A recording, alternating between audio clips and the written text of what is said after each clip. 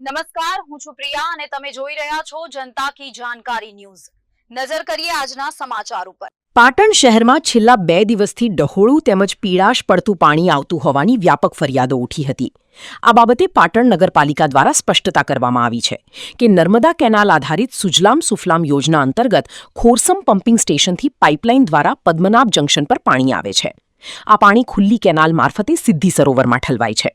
નર્મદા કેનાલમાં હાલમાં પાણી નીચલા સ્તરેથી સિદ્ધિ સરોવરમાં આવી રહ્યું હોવાથી પાણીમાં ડહોળાશ અને પીળાશ જોવા મળી રહી છે। સિદ્ધિ સરોવર ખાતે આવેલા ઇન્ટેક વેલ દ્વારા પાણી લિફ્ટિંગ કરીને તેને ફિલ્ટર પ્લાન્ટમાં મોકલવામાં આવે છે। નગરપાલિકાના જણાવ્યા અનુસાર સિદ્ધિ સરોવર પાસેના આ ફિલ્ટર પ્લાન્ટમાં ક્લોરીન ગેસ દ્વારા પાણીને શુદ્ધ કરવાની પ્રક્રિયા હાથ ધરવામાં આવે છે અને ત્યારબાદ જ શહેરના વિવિધ વિસ્તારોમાં તેનું વિતરણ કરવામાં આવે છે।